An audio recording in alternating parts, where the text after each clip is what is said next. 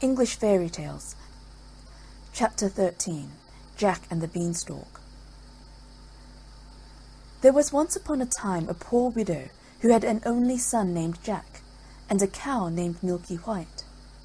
And all they had to live on was the milk the cow gave every morning, which they carried to the market and sold. But one morning Milky White gave no milk, and they didn't know what to do. "What shall we do? What shall we do?" said the widow, wringing her hands. "Cheer up, mother. I'll go and get work somewhere," said Jack. "We've tried that before, and nobody would take you," said his mother.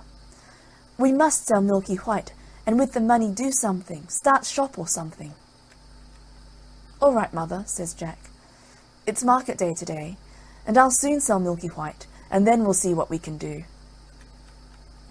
So he took the cow's halter in his hand, and off he starts. He hadn't gone far when he met a funny-looking old man who said to him, "Good morning, Jack."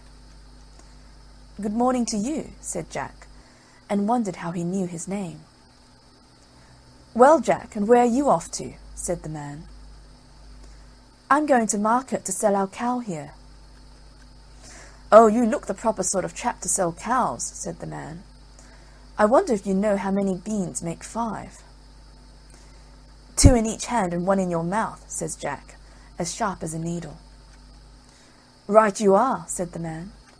"And here they are, the very beans themselves," he went on, pulling out of his pocket a number of strange-looking beans. "As you are so sharp," says he, "I don't mind doing a swap with you, your cow, for these beans." "Walker," says Jack, "wouldn't you like it?" "Ah, you don't know what these beans are," said the man. "If you plant them overnight, by morning they grow right up to the sky." "Really?" says Jack. "You don't say so." "Yes, that is so, and if it doesn't turn out to be true, you can have your cow back." "Right," says Jack, and hands him over Milky White's halter and pockets the beans. Back goes Jack home, and as he hadn't gone very far, it wasn't dusk by the time he got to his door. "What, back, Jack?" said his mother. "I see you haven't got Milky White, so you've sold her. How much did you get for her?" "You'll never guess, mother," says Jack. "No, you don't say so. Good boy. 5 pounds? 10? 15? No, it can't be 20. "I told you couldn't guess. What do you say to these beans? They're magical. Plant them overnight and—" "What?" says Jack's mother. "Have you been such a fool, such a dolt, such an idiot, as to give away my Milky White, the best milker in the parish, and prime beef to boot, for a set of paltry beans? Take that! Take that! Take that! And as for your precious beans, here they go out of the window. And now off with you to bed. Not a sup shall you drink, and not a bit shall you swallow this very night." So Jack went upstairs to his little room in the attic, and sad and sorry he was, to be sure, as much for his mother's sake as for the loss of his supper. At last he dropped off to sleep. When he woke up, the room looked so funny. The sun was shining into part of it, and yet all the rest was quite dark and shady. So Jack jumped up and dressed himself and went to the window. And what do you think he saw?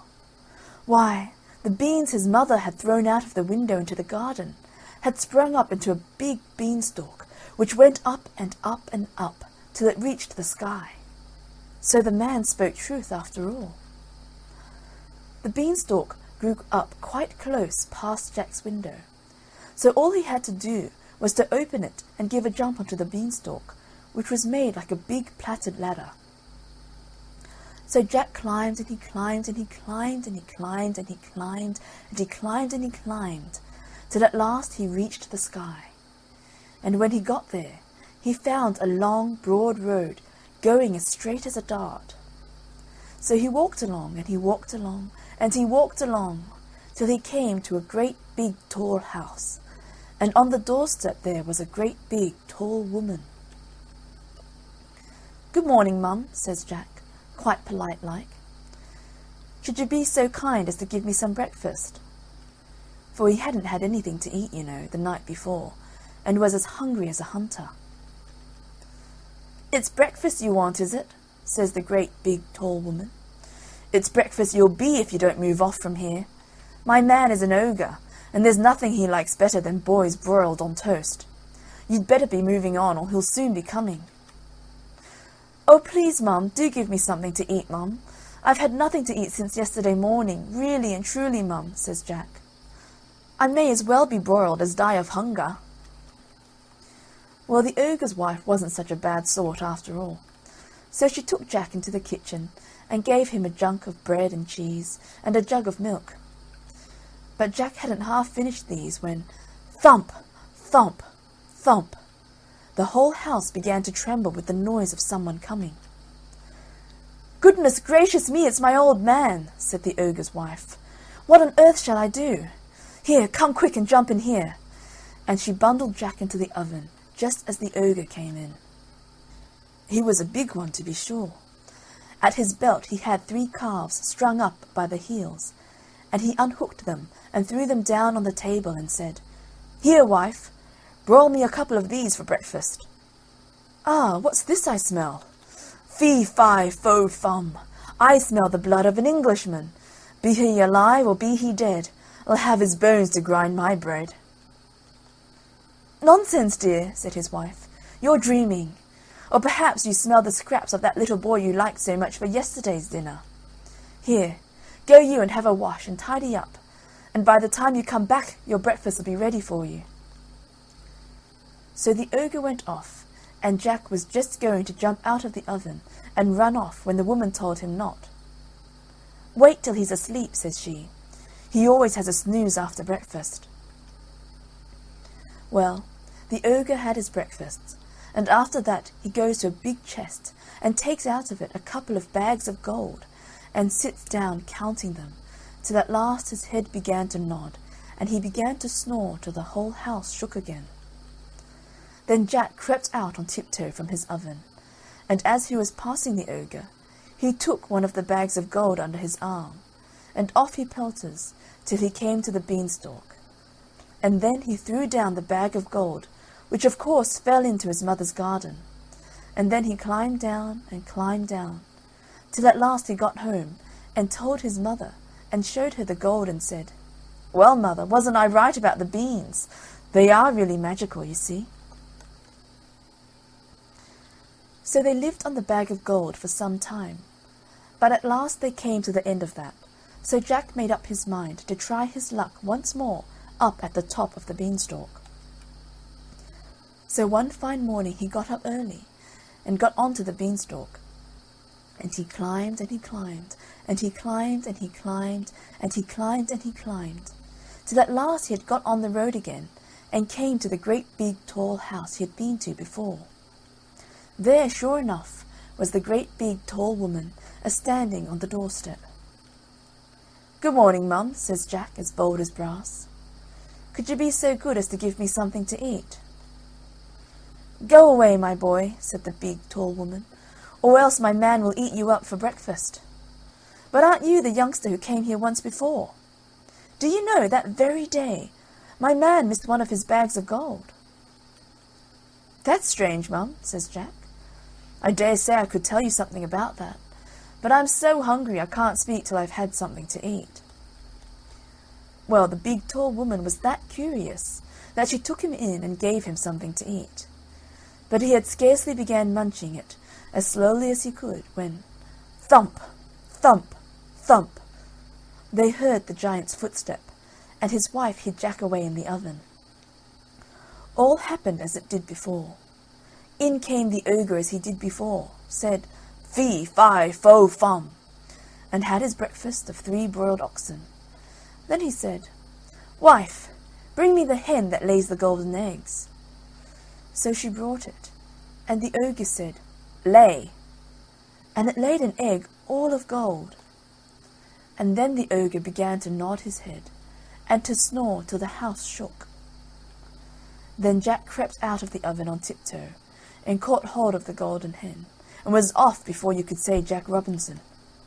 But this time the hen gave a cackle which woke the ogre, and just as Jack got out of the house he heard him calling, "Wife, wife, what have you done with my golden hen?" And the wife said, "Why, my dear?" But that was all Jack heard, for he rushed off to the beanstalk and climbed down like a house on fire. And when he got home he showed his mother the wonderful hen and said, "Lay," to it. And it laid a golden egg every time he said lay.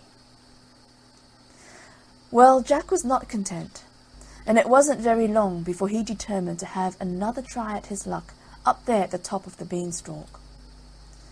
So one fine morning he got up early and went on to the beanstalk, and he climbed and he climbed, and he climbed and he climbed, till he got to the top. But this time he knew better than to go straight to the ogre's house, and when he got near it he waited behind a bush till he saw the ogre's wife come out with a pail to get some water. And then he crept into the house and got into the copper. He hadn't been there long when he heard thump, thump, thump, as before, and in come the ogre and his wife. "Fee, fi, fo, fum, I smell the blood of an Englishman," cried out the ogre. "I smell him, wife, I smell him." "Do you, my dearie?" says the ogre's wife. "Then if it's that little rogue that stole your gold and the hen that laid the golden eggs, he's sure to have got into the oven." And they both rushed to the oven, but Jack wasn't there, luckily. And the ogre's wife said, "There you are again with your fee, fi, fo, fum. Why, of course it's the laddie you caught last night that I've broiled for your breakfast. How forgetful I am, and how careless you are not to tell the difference between a live un and a dead un." So the ogre sat down to the breakfast and ate it. But every now and then he would mutter, "Well, I could have sworn," and he'd get up and search the larder and the cupboards and everything, only luckily he didn't think of the copper.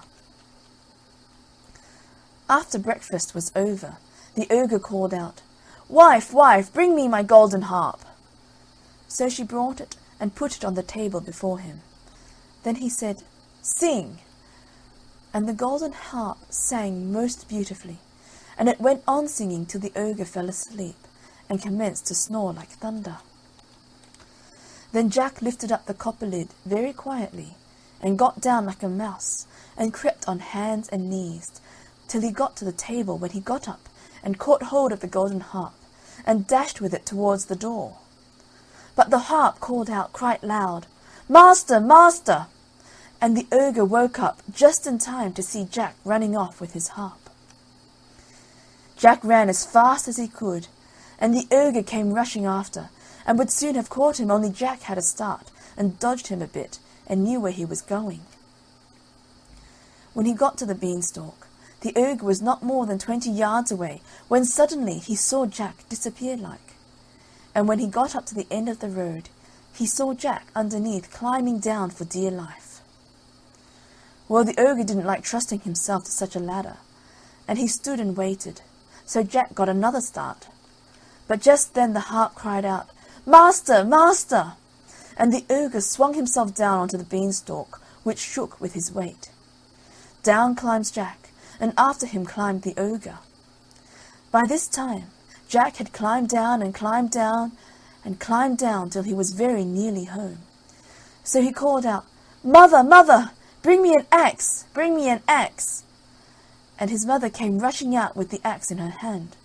But when she came to the beanstalk, she stood stock still with fright, for there she saw the ogre just coming down below the clouds.